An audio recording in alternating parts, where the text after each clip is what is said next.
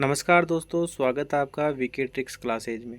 आज हम पढ़ेंगे आरबीएससी बोर्ड अजमेर द्वारा प्रकाशित राजस्थान अध्ययन की बुक कक्षा 6 का छठा टॉपिक। उसका नाम है राजस्थान का भौतिक स्वरूप। इससे पहले अपन ने 5 यूनिट पढ़ ली है, वो आपको वीके ट्रिक्स क्लासेज के प्लेलिस्ट में उपलब्ध मिल जाएगी। तो चलिए दोस्तों, शुरुआत करते हैं। कक्षा 6 का छठा यूनिट है राजस्थान का भौतिक स्वरूप। राजस्थान का भौतिक स्वरूप अत्यंत जटिल एवं विविधताओं से पूर्ण है। इसके मध्यवर्ती भाग में स्थित अरावली पर्वतमाला विश्व की प्राचीनतम पर्वतमालाओं में से प्रमुख है। राजस्थान का पश्चिमी भाग मरुस्थलीय है एवं दक्षिणी पूर्वी भाग पठारीय है। भू संरचना के आधार पर राजस्थान को 4 प्रमुख भागों में विभाजित किया गया है। पहला है थार मरुस्थल, फिर दूसरा अरावली पर्वत, तीसरा पूर्वी मैदान और चौथा है दक्षिण पूर्वी पठार। तो क्या है दोस्तों, जो है राजस्थान, यह भौतिक स्वरूप से अत्यंत जटिल और एवं विविधताओं से पूर्ण क्यों है? क्योंकि इसमें सूखा भी है, इसमें माउंट आबू में बर्फ़ भी है, इसमें सामान्य वातावरण भी है। तो इसमें सभी प्रकार की जो है विविधताएं सम्मिलित है। इसलिए इसको क्या कहा गया है? भौतिक स्वरूप अत्यंत जटिल एवं विविधताओं से पूर्ण है। इसके मध्यवर्ती भाग में स्थित अरावली है। अभी इस अरावली का क्या काम हो गया कि मध्यवर्ती भाग में हो और उसके पूर्वी भाग में तो अच्छी खासी पैदावार, फसलें और बारिश हो जाती है, लेकिन पश्चिमी भाग में थोड़ा रेगिस्तान इत्यादि है। तो ये क्या है, एक मानसून को बांटने के कार्य करती है। राजस्थान का पश्चिमी भाग जो है मरुस्थलीय है, दक्षिणी पूर्वी भाग पठारी है। भू संरचना के आधार पर, किसके आधार पर?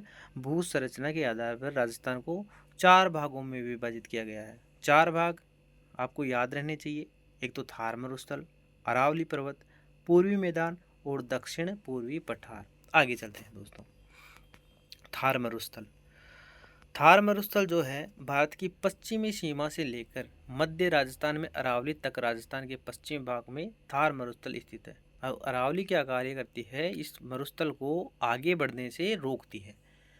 भारत सरकार भारत की पश्चिमी सीमा से लेकर मध्य राजस्थान में अरावली तक राजस्थान के पश्चिमी भाग में थार मरुस्थल स्थित है।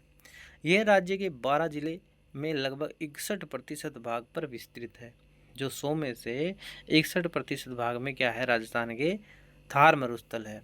और बाकी में ऐसी बात नहीं है, हरियाली भी है, पानी की उपलब्धता भी खूब है और फसलें भी अच्छी खासी होती है। वैसे राजस्थान को ऐसे मानते हैं कि सूखा है, लेकिन पूरे में सूखा नहीं है। और अब तो थार मरुस्थल में भी जो है इंदिरा गांधी इत्यादि नहरों के द्वारा अच्छी खासी फसल हो रही है।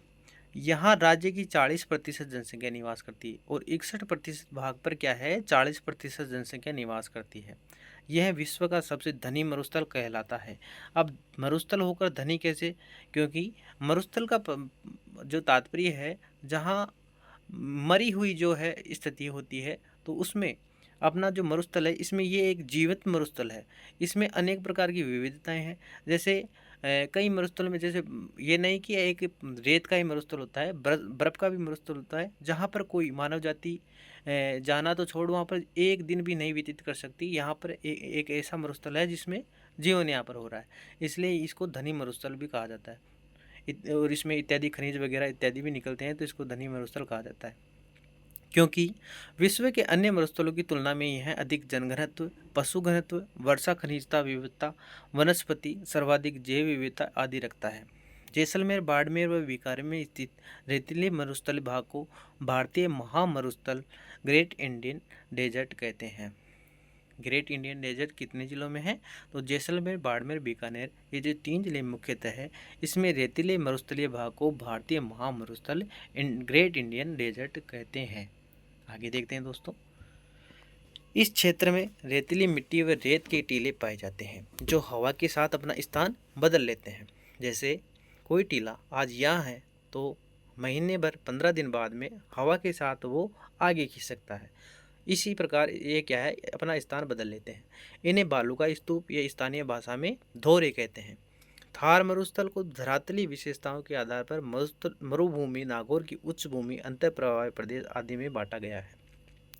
जो थार मरुस्थल है उसको धरातलीय विशेषताओं के आधार पर मरुभूमि, नागौर की उच्च भूमि, अंतः प्रवाही प्रदेश आदि में बांटा गया है। इसके आगे है अरावली पर्वत। अरावली पर्वत वाला क्या है?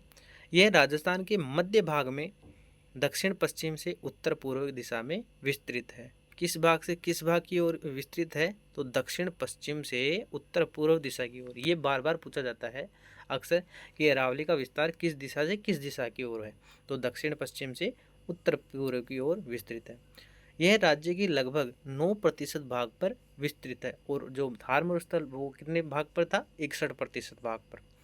अरावली पर्वतमाला प्राचीनतम पर्वतों में से एक है जो दक्षिण में गुजरात की खेड़ ब्रह्मा से उत्तर में दिल्ली की रायसीना तक 692 किलोमीटर तक फैली हुई है। कहाँ से कहाँ तक है? दक्षिण में गुजरात से लेकर गुजरात की खेड़ ब्रह्मा से लेकर उत्तर में दिल्ली की रायसीना की पहाड़ी तक ये 692 किलोमीटर तक फैली हुई है। अरावली पर्वतमाला राजस्थान के 2 भागों में विभाजित करती है। अरावली पर्वतमाला क्या करती है? राजस्थान को 2 भागों में विभाजित करती है, पूर्वी राजस्थान और पश्चिमी राजस्थान। अरावली पर्वतमाला का उच्चतम भूभाग है। अरावली पर्वतमाला क्या है? जो है राजस्थान का उच्चतम भूभाग है। नेक्स्ट देखते हैं दोस्तों। इसमें विभिन्न प्रकार के खनिज संसाधन एवं कई नदियों के उद्गम स्थल मौजूद है। इसमें क्या है? विभिन्न प्रकार के खनिज संसाधन भी है, कई नदियाँ भी यहाँ से उद्गम होती है। तो यह एक ऐसा स्थल है। यह मरुस्थल के पूर्व की ओर प्रसार को रोकती है। मैंने पहले भी कहा था कि मरुस्थल को क्या है? पूर्व को ओर प्रसार जो होता है, जो हवाएं हैं उनको इस पर्वतमाला की से टकराकर जो मिट्टी का जो आगे की ओर प्रसार होता है वो रुक जाता है। तो ये क्या है? पूर्व की ओर प्रसार को मरुस्थल को रोकती है। यह विभिन्न प्रकार की वनस्पति, वन्यजीव एवं जड़ी बूटियों पाई जाती है। इसमें क्या है? विभिन्न प्रकार की वनस्पतियाँ, वन्यजीव एवं जड़ी बूटियाँ पाई जाती हैं। यह पर्वतमाला मानसून को रोककर पूर्वी एवं दक्षिणी राजस्थान में वर्षा कराती है। कौन कौन सी जो क्षेत्रों में? पूर्वी राजस्थान और दक्षिण राजस्थान में क्या कराती है? वर्षा कराती है। इसलिए इसे राजस्थान की जीवन रेखा भी कहा जाता है। क्या कहा जाता है इसे? राजस्थान की जीवन रेखा। गुरु शिखर अरावली पर्वतमाला की सबसे ऊंची चोटी है। जो गुरु शिखर है माउंट आबू, यह राजस्थान की क्या है? सबसे ऊंची चोटी है। 1722 मीटर इसकी ऊंचाई है तथा सिरोही जिले के माउंट आबू में स्थित है। कहाँ स्थित है गुरु शिखर? तो सिरोही जिले के माउंट आबू में स्थित है। पूर्वी मैदान। राजस्थान का पूर्वी मैदान भाग चंबल, बनास, बाणगंगा व उनकी सहायक नदियों द्वारा निर्मित है, जो विस्तृत रूप से गंगा के मैदान का ही प्रवाह है। पूर्वी मैदान में क्या आएगा? राजस्थान के पूर्वी मैदान में भाग में चंबल, बनास, बाणगंगा व उनकी सहायक नदियों द्वारा निर्मित है, जो विस्तृत रूप से गंगा के मैदान का ही प्रवाह है। अब मैदानी इलाके में क्या है? आमतौर पर जो नदियाँ हैं वो बहती है। तो इसमें चंबल, बनास, बाणगंगा इत्यादि नदियां हैं जो किसका एक प्रवाह है? गंगा का मैदान का ही प्रवाह है। यह राज्य के लगभग 23% भाग पर फैला हुआ है। कितने प्रतिशत भाग पर फैला हुआ है? 23% भाग में। राज्य की लगभग 40% जनसंख्या निवास करती है। अब देखो 23% भाग पर भी 40% जनसंख्या निवास कर रही है और वहाँ मरुस्थल में 61% भाग पर भी 41%, 40% इतना कुछ जो निवास कर रही थी। तो एक तरीके से यहाँ पर क्षेत्रफल कम है और जनसंख्या ज़्यादा निवास कर रही है। किसके कारण? यहाँ पर नदियाँ, पानी के संसाधन, खेती इत्यादि जो है सुलभ होती है, इसलिए यहाँ पर जनसंख्या का विस्तार ज़्यादा है। चंबल नदी के आसपास कोटा से धौलपुर तक का क्षेत्र नाली अपरदन के कारण अत्यधिक उबड़ खाबड़ हो गया, जिसे क्या कहते हैं? चंबल बीहड़ या डांग उत्खात भूमि, बैड लैंड टोपोग्राफी कहते हैं।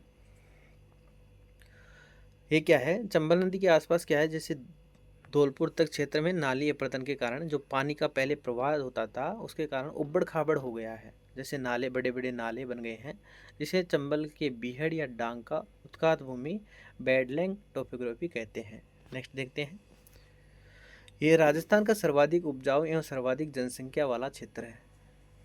ये क्या है? एक सर्वाधिक उपजाऊ एवं सर्वाधिक जनसंख्या वाला क्षेत्र है। राजस्थान के दक्षिणी भाग में बांसवाड़ा, प्रतापगढ़ जिले में माही और सहायक नदियों द्वारा निर्मित कुछ भाग को माही मैदान कहते हैं। किस मैदान को कहते हैं माही मैदान?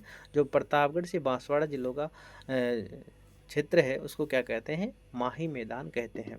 56 गांवों के समूह एवं 56 नदी नालों से निर्मित होने के कारण इसे 56 का मैदान भी कहा जाता है।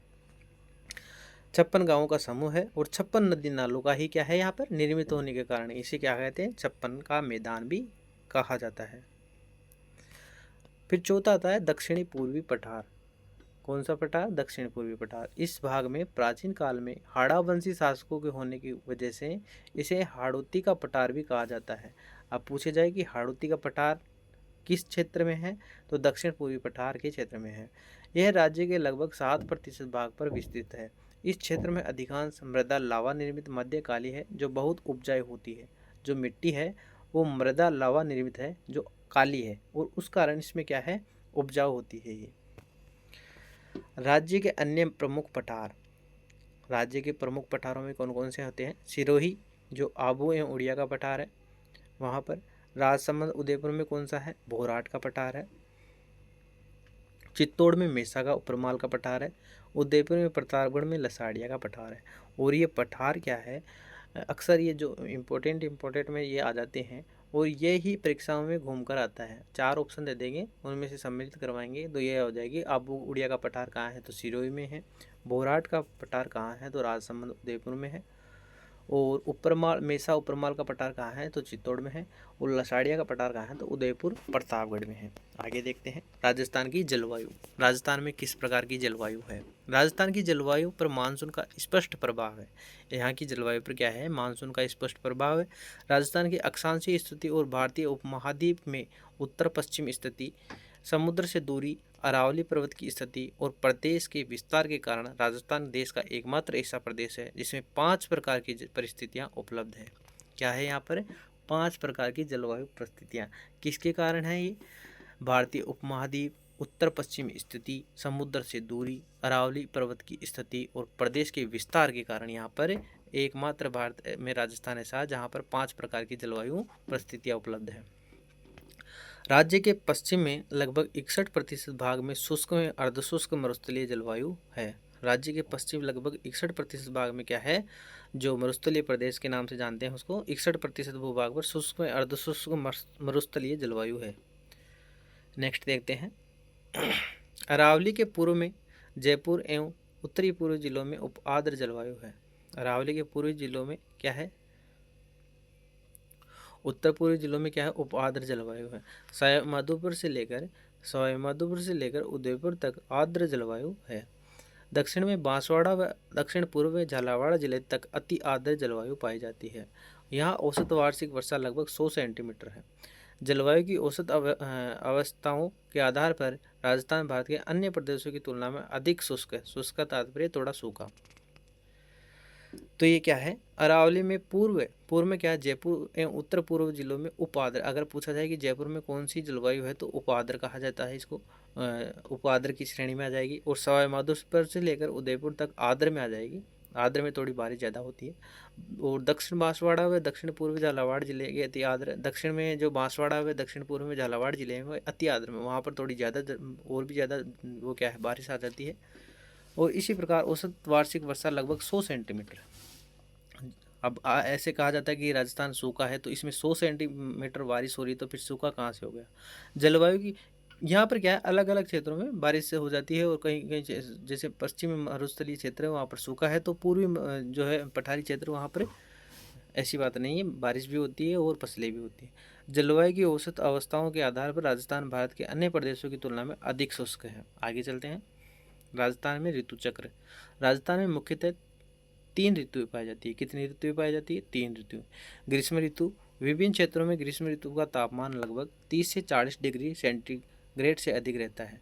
पश्चिमी राजस्थान के जैसलमेर, बाड़मेर, बीकानेर, जोधपुर, श्रीगंगानगर, चूरू आदि के जिलों का तापमान 40 से 45 डिग्री सेंटीग्रेड तक पहुंच जाता है। अब देखो पूर्वी जिलों जो है वहाँ पर जो बारिश की वजह से मान लो या पेड़ पौधों इत्यादि हरियाली इत्यादि की वजह से 30 से 40 डिग्री रहती है। और जो पश्चिमी राजस्थान है जिसमें जैसलमेर, बाड़मेर, बीकानेर, जोधपुर, श्रीगंगानगर, चूरू आदि जिलों का तापमान 40 से 45 डिग्री सेंटीग्रेड तक पहुँच जाता है। भारत के अत्यधिक गर्म प्रदेशों में थार मरुस्थल एक है। और जो भारत के जो गर्म प्रदेश हैं उनमें थार मरुस्थल भी है सम्मिलित। यह रेतीला होने की वजह से जल्दी गर्म भी हो जाता है और रात को ठंडा भी जल्दी हो जाता है। तो यहाँ पर रात को सर्दी भी लगती है और दिन को गर्मी भी लगती है। यहाँ पर दिन में अगर जितनी गर्मी है उतनी ही रात को ठंड भी लगेगी। नेक्स्ट है अतः इस ऋतु में दिन का तापमान अधिक व रात का कम हो जाता है। इस वजह से दैनिक व वार्षिक तापांतर भी अधिक होता है। इस ऋतु में राजस्थान का सबसे ठंडा स्थान माउंट आबू अपनी ऊंचाइयों के कारण प्रसिद्ध है। जैसे गर्मी में भी वहाँ पर क्या है, टेम्परेचर ज़्यादा नहीं रहता। राजस्थान का ठंडा स्थान कौन सा है? माउंट आबू, अपनी ऊंचाई के कारण। ग्रीष्म ऋतु में चलने वाली अत्यंत धूल भरी हवाओं को क्या कहा जाता है? लू कहा जाता है। ग्रीष्म ऋतु में चलने वाली अत्यंत गर्म धूल भरी हवाओं को लू कहते हैं। इनकी गति कभी कभी 100 किलोमीटर की रफ्तार से, घंटे की रफ्तार से भी अधिक हो जाती है। दूसरा है वर्षा ऋतु। राज्य की 90 से 95% वर्षा क्या होती है? जुलाई से सितंबर के बीच में होती है।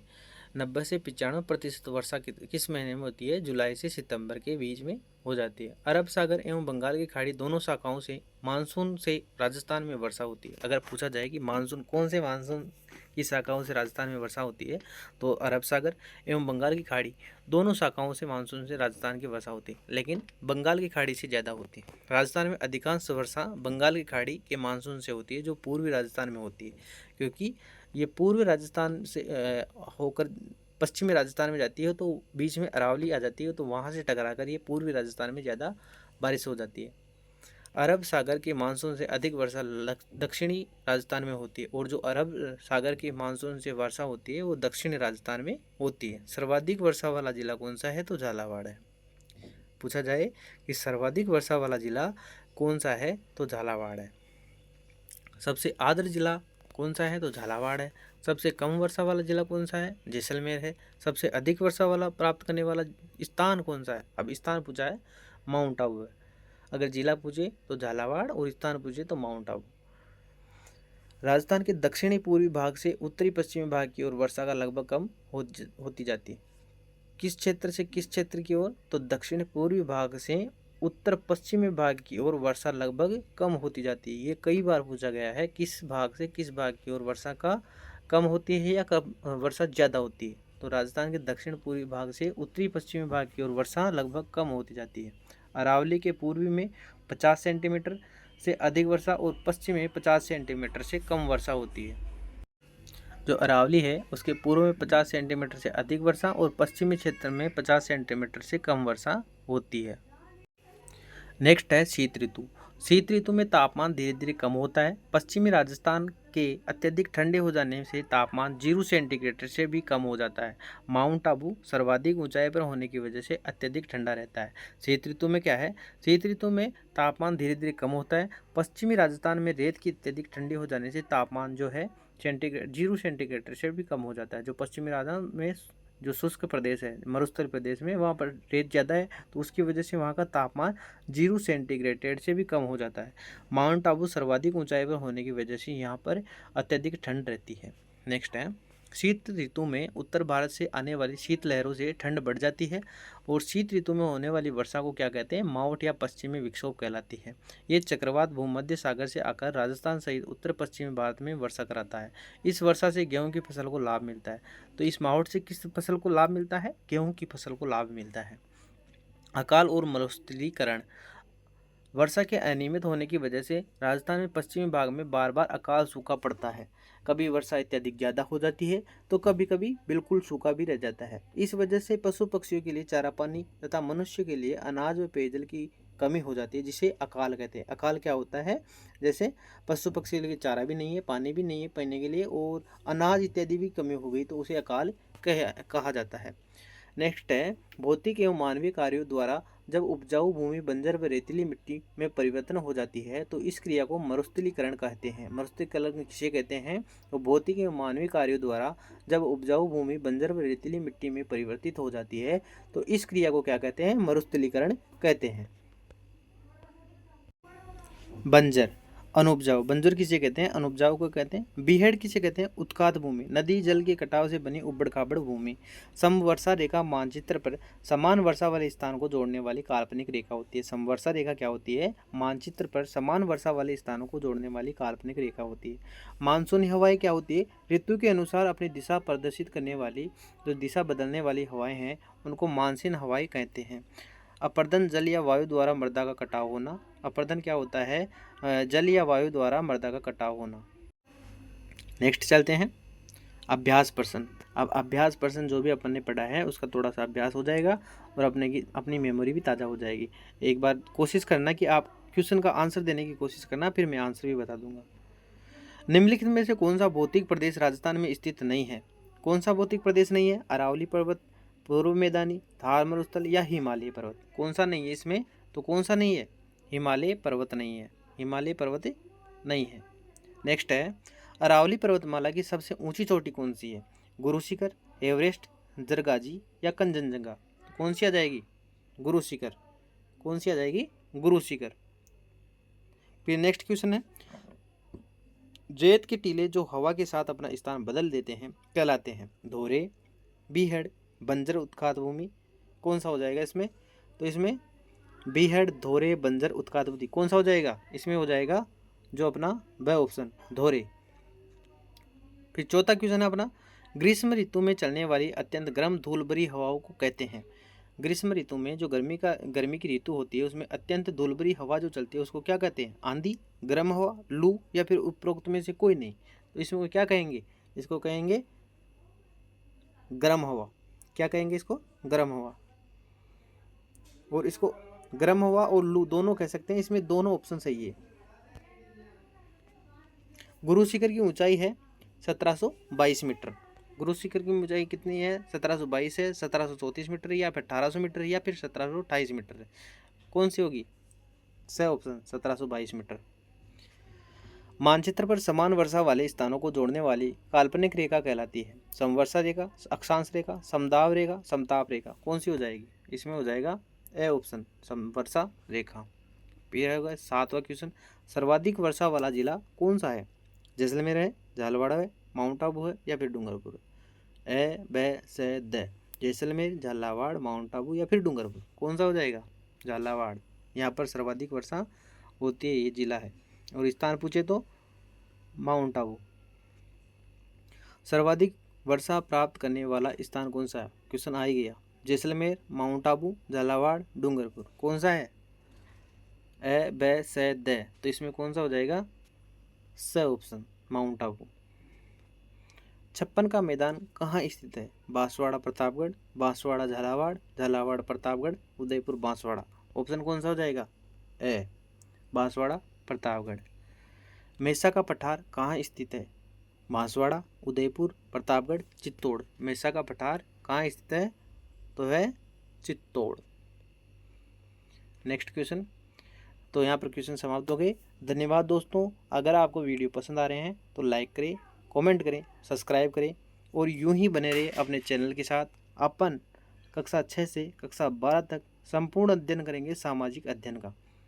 दोस्तों एक बार फिर से कह रहा हूँ, अगर चैनल बने रहें तो आप सब्सक्राइब करना ना भूलें, क्योंकि यहाँ पर 5 वीडियो पहले डल चुके हैं प्लेलिस्ट में और 6ठा वीडियो आज है। इसी प्रकार 10 वीडियो तो कक्षा 6 के आएंगे और फिर कक्षा 7, 8, 9, 10, 11, 12 इसी प्रकार से वीडियो आते जाएंगे। और अपना एक राजस्थान अध्ययन का जो भी है सामाजिक अध्ययन का अपना कॉन्सेप्ट क्लियर भी हो जाएगा। और 6 से 12 तक सभी ये कहते हैं कि 6 से 12 तक आपको पढ़ना चाहिए, तो वो भी अपनी क्लियर हो जाएगी।